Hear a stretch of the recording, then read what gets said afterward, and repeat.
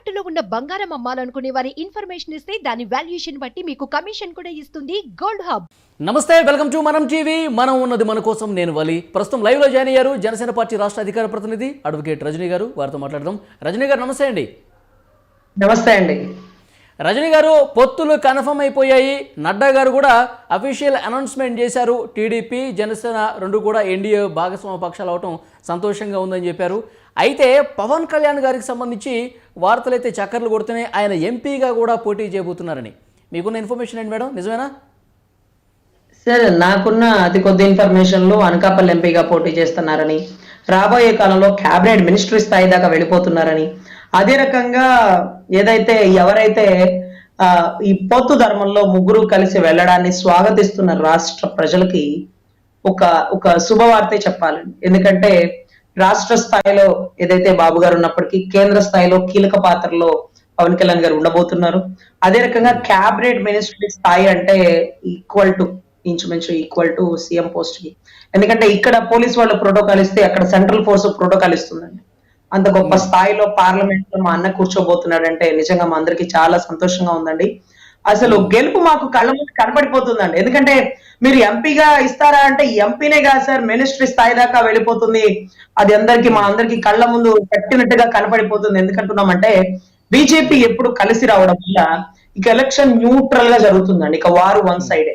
కానీ జనసేన కావచ్చు, పవన్ కళ్యాణ్ అభిమానులు ఆంధ్రప్రదేశ్ శాసనసభలో పవన్ కళ్యాణ్ గారు ఉంటే బాగుంటుంది, జగన్ గారిని ధీటుగా ఎదుర్కోవటానికి, జగన్ గారిని నేరుగా సభలో ప్రశ్నించాలని చెప్పి కోరుకుంటూ ఉంటారు. అది మిస్ అయిపోతారు కదా? Yes sir, 100% sir. మా అందరం అన్న ఇప్పుడు సెక్రటేరియట్ కి అన్న క్యాన్వాయ్ వెళ్తూ ఉంటే వెనకాల వెమ్మడపడి అన్న నీకు గంతులేసేయాలి అని మనస్ఫూర్తిగా ఎదురు చూస్తున్న వాళ్ళం సార్. సో మా మనస్సాక్షికి, మా అందరి అభిమానానికి, మా అందరి అభిప్రాయానికి ఎమ్మెల్యేగా కూడా పోటీ చేయాలి, ఎమ్మెల్యేగా ఎంపీగా పోటీ చేయాలి. అక్కడ చట్టసభల్లో ఆయన పాత్ర కీలకంగా ఉండాలి. ఆగు జగన్ ఇంకా అని మా అన్న అసెంబ్లీలో గొంతు విప్పాలి.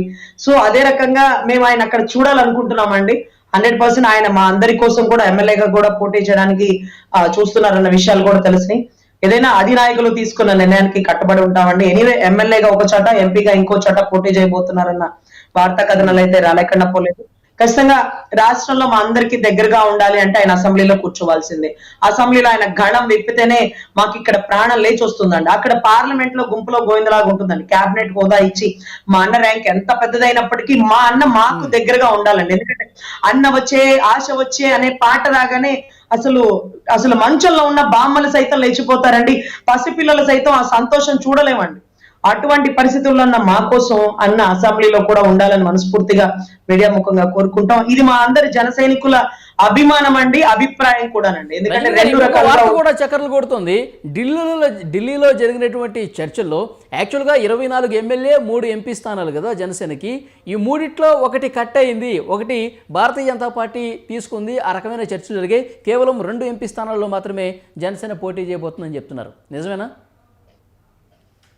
సార్? అదైతే త్యాగానికి బిగినైనప్పుడు అది పావలా చేస్తాడా, 10 రూపాయలు చేస్తాడా, ఆస్త్రే దారమోస్తాడా, ఇక ఆయన ఇష్టం అండి. ఆయన ఏ నిర్ణయం తీసుకున్నా కట్టుబడి ఉంటాం. ఆయన ఒకటే చెప్పారు, అమ్మా ఈసారి సీట్ల గురించి ఆలోచించకండి, రాష్ట్ర భవిష్యత్తులో మనం ఉన్నాం. ఈ రోజు బీజేపీ టీడీపీ కలిసింది అంటే దీనికి కీలక పాత్ర, ఆయువు పట్టు మా అన్నేనండి. అది అందరికీ తెలుసు. వాళ్ళు ఈ రోజుకి కూడా కలిసినప్పటికీ ఈ రోజు కూడా వ్యతిరేక ధృవాలతోనే కలిసే వరకు కూడా ఉన్నారండి. కానీ కలవాలా, ముగ్గురు కలిస్తే గాని జగన్ ని గద్దదించలేము అని అసలు మా అన్న పడిన తపనకి మా అందరికి నిజంగా గర్వకారణంగా ఉందండి. ఈ రోజు నేను వస్తే చాలు అంటే గెలుపు నీ ఒక్కడిదే అవుతుందన్న, నీ పాత్ర కీలకంగా ఉంటుందన్న, టీడీపీలో బీజేపీ వస్తే బీజేపీ హైలైట్ అవుతుందేమో అన్నా అంటే, అరే నా పాత్ర నీ పాత్ర అనేది కాదు, రాష్ట్ర అభివృద్ధి పదంలో వెళ్ళాలా. నేను గొప్పగా ఉండాలని ఎప్పుడు కోరుకున్నాను. నా రాజకీయం నా పార్టీ గొప్ప స్థాయిలో ఉండాలని కోరుకోను. నా పార్టీ రాష్ట్ర భవిష్యత్తు కీలకంగా ఉండాలి. నా పార్టీ రాష్ట్ర అభివృద్ధి పదంలో నా పార్టీ పాత్ర ఉండాలి. మీలాంటి వారు ముందు ఉండాలమ్మా. ఈ రోజు ఎన్ని చోట్ల పోటీ చేస్తున్నాం అనేది కాదు, ఎవరెవరు కలిసి వస్తున్నారు అనేది కాదు, అందరినీ కలిసి కట్టుగా తీసుకురావడంలో నిజంగా దేవుడితో సమానం అండి ఈ రోజు రాష్ట్ర ప్రజలకి. చిలకలూరిపేట సభ ఏదైతే ఉందో ఆ సభలో ప్రధాని మోదీ గారు కూడా పాల్గొనబోతున్నారని ఒక సమాచారం అయితే వస్తుంది. ఎట్లా ఉండబోతుంది సభ, ఏం చెప్పబోతున్నారు సార్? ఆ సభ అసలు అంటే 17వ తారీఖు కీలక నేతలు అన్నారు. కానీ ఇప్పుడే తెలిసిన వార్త ఏంటంటే వీళ్ళిద్దరు కలిసాక 17వ తారీఖు మోడీ గారు ఆంధ్రాలో అడుగు పెడుతున్నారు అని. అది చిలకరూపేట ఇంకోట అని నాకు ఐడియా లేదండి. ఆ సభ అక్కడ జరుగుతుంది కాబట్టి ఆ సభ కీలకంగా ఉంటుంది అంటూ. ఇంకొకటి ఏంటంటే ఇన్ని సంవత్సరాల నుంచి రాని మోడీ గారిని చంద్రబాబు గారు అలా వెళ్ళి ఇలా తీసుకొచ్చేసారు. అంటే ఏమనుకుంటున్నామంటే ఈ రోజుకి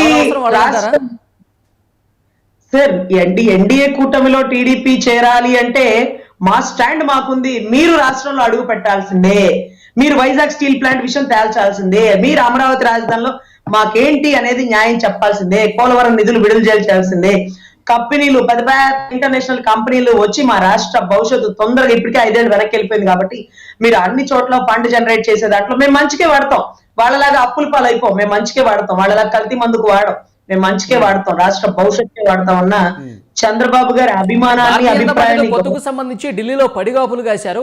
అసలు బీజేపీ ఆంధ్రప్రదేశ్ రాష్ట్రానికి ప్రజలకు ఏం న్యాయం చేసింది, ఎందుకు వాళ్ళతో పొత్తు కోసం ఇంత వెంపర్లాడాల్సిన పరిస్థితి అని కొంతమంది అభిప్రాయంగా ఉంది. ఏమంటారు సార్? 1996లో కూడా చంద్రబాబు గారు వాజ్పేయి గారితో కలిసి పనిచేసి రాష్ట్ర అభివృద్ధిలో హైటెక్ సిటీ, సైబర్ టవర్స్ కొన్ని కీలక పాత్రలో ఆయన పాత్ర బాగా ఉందండి. ఎందుకంటే ఒక వ్యక్తిని మంచికి వాడతారా చెడుకు వాడతారా?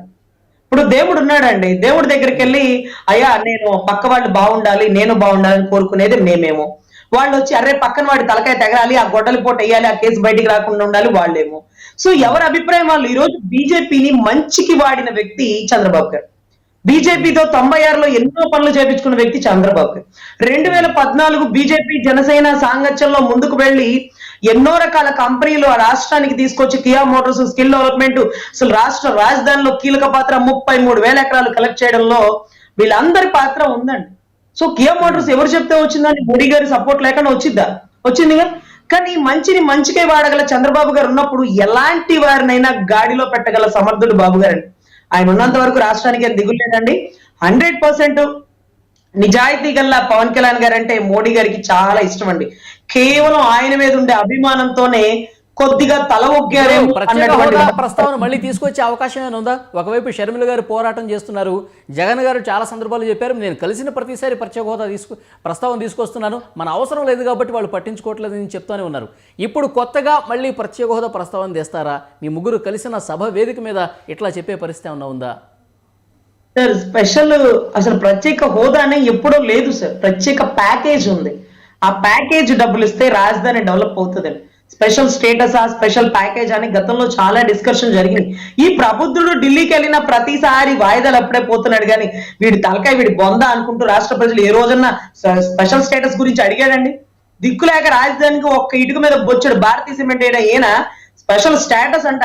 స్పెషల్ స్టేటస్ అంటే నాకు గుర్తొచ్చింది వలి గారు, ఈ మధ్య రాష్ట్రానికి స్పెషల్ స్టేటస్ లేదు అంటే ఎందుకు లేదు మేడం 350 రూపాయలు ఇవ్వండి, ఆ బాటిల్ తీసుకొచ్చేస్తాం స్పెషల్ స్టేటస్ అన్నారు. కరోనా టైంలో మెడిసిన్ లేదంటే ఎందుకు మేడం రెమెడీస్వేర్ ఇవ్వండి 500 రూపాయలు రెమెడీస్వేర్ తెస్తారంటే అదేంటి సార్ ఇంజక్షన్ 50,000 ఖరీదు ఉంది కదా, లేదు 300-500 మేడం అన్నాడు రెమెడీస్వేర్ ఇంజక్షన్. ప్రెసిడెంట్ మెడల్ వలి గారు, ప్రెసిడెంట్ మెడల్ వచ్చిందని ఎవరో పాపం మా యూనివర్సిటీ మేడం కి ఫోన్ చేస్తే అమ్మా ఇప్పుడు చేయకమ్మా వాళ్ళ అబ్బాయి ప్రెసిడెంట్ మెడల్ తీసుకున్నారు, ఆ హడావుళ్ళు అన్నారు రేపు మార్నింగ్ చేయండి అంది. అరే వాడికి 25 ఏళ్ళు ఎలా వచ్చింది ప్రెసిడెంట్ మెడల్ అనుకున్నాను. 500 ఇస్తే ఎవరికైనా వచ్చిందంట.